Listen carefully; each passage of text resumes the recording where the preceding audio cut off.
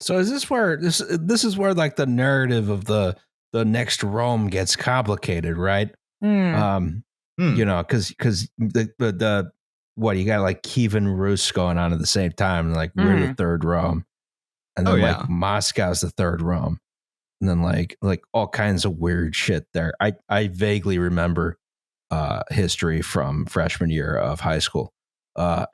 You've also got around this time, you know, the Holy Roman Empire is about to be like is a thing again. You know, we've kind of got the Tonian dynasty. Oh yes, like cranking at this bit. So you know, we've got a Roman emperor in the West back as well.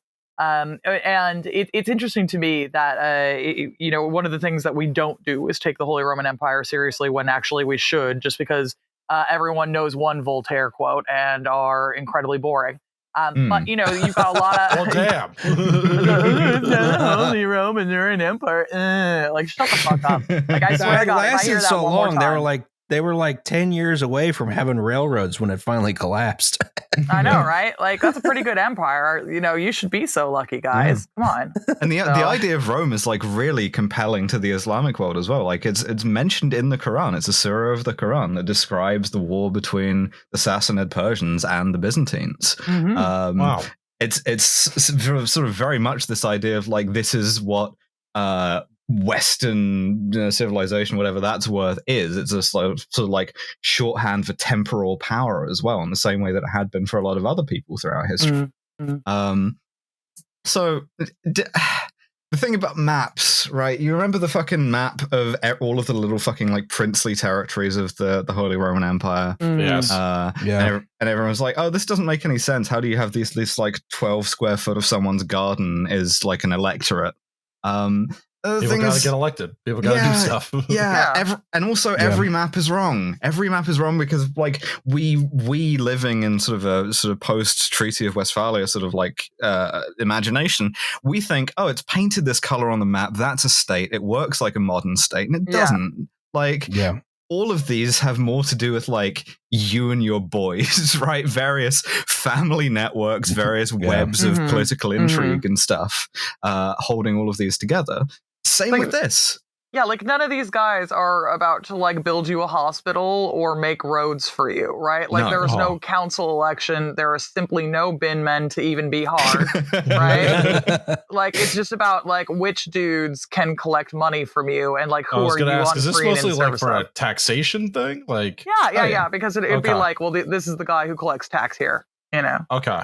Like, that's about it, sort of at this point in the Islamic world, there's a system called iqta, which is remarkably similar to feudalism in the West, which is like very much the like, this is the number of soldiers which this land can be taxed to support in like a levy, right? Sure. And then like most of the time you just fucking, I don't know, farm beets or whatever the fuck. It's a massive excuse to avoid inventing the telegraph. Exactly. Yeah, no one wants to invent railroads yet either. No one will talk about this, but I am brave enough to. So these people could have invented the telegraph at any time. so this big yellow Seljuk sort of paint here, that's not reflective of like a centrally organized state at all. It's barely reflective of a decentralized state. Like you might have sort of like Atabegs or emirs who like run cities and the areas around them. Like there's going to be an emir of Baghdad, there's going to be an emir of Damascus. They don't necessarily like each other or even really owe any common allegiance to anyone. And, you know, especially because of this ability to colonize land that you take off of the Byzantines, that makes the Sultanate of Rome, Anatolia, makes those guys very, very powerful. Yeah. Like they had a really good thing going here because they were able to just kind of like go in there and exploit what systems did exist. And that means that they could kind of take them over. Like the Fatimids are the ones who really got the biggest and like keyest sweep because, you know, the African littoral was pretty much the breadbasket of Byzantine Empire. Like that's where Eastern Rome got all its money was from Egypt. And they're like, you know, and then you kind of like take Damascus and everything, and they're like, fuck, shit, you know, like this is where they're making a lot of money. But it's kind of like testament actually to the fact that Eastern Rome was fairly well pulled together, that when these bits fall, they fall so quickly, right? So like that's actually evidence of a fairly well regulated state. Because if you had lots of small little bibs and bobs, that would be, like more difficult to kind of like wield into a cohesive whole right away. So they just kind of fall over like a deck of cards because there is a state and they weren't expecting to get their asses handed to them quite so much as they did. So, it's interesting because it's a little bit of one thing and a little bit of another, right? Because of all the cock and ball torture, yes. Yeah, exactly. We also see another sort of early theme here, which is Muslims fighting other Muslims, both within these sort of states that we're calling like the Seljuk Empire or the Fatimid Caliphate, and against each other. The Fatimids notably had been sort of early conquerors of Egypt and the Levant. They had like conquered Jerusalem, Damascus, all this. They're also Shia, which does not go down very well with the Sunni Seljuks. And at this point in history, they're looking quite weak. And so it's relatively easy for like individual Seljuk adventurers, guys who just want to get like an army together and take somewhere in the hopes of their reward being administering it, to just knock off places on the periphery. So like they try this in Georgia, and most notably they try this in the Levant. They come down through what's now sort of Jordan, northern Israel, Syria, and they take Damascus. In particularly, I'm talking about one guy, Atsiz ibn Waq. Just a dude. Just one dude and his guys. Atsiz ibn Waq is not a nice man. Sending a text to the boys like, "Yo, what the fuck did we conquer Damascus last night?" Yeah, Atsiz and the cast of the show Entourage. That's gonna be our podcast in a couple years. We'll accidentally take Damascus. We're gonna take Damascus. See, like he does take Damascus, which is by far the big deal in the Levant. Like that's the big city. He incidentally takes Jerusalem. Jerusalem is only really sort of notable for religious activity. Like it's important on Bible that basis.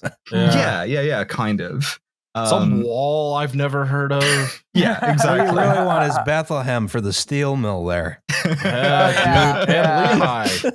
We talk about Bethlehem, Pennsylvania a lot on this show. So Atsiz is not a nice man. He's not very nice to Christians in particular. And there's still a lot of Christian pilgrims who want to go to Bethlehem, who want to go to Jerusalem. They want to go to the Church of the Holy Sepulchre. And in some cases, he prevents them and menaces them and does other horrible things to them. Cancel. Well, yeah, exactly. Like, he also, most notably in 1077, Jerusalem itself rebels against him.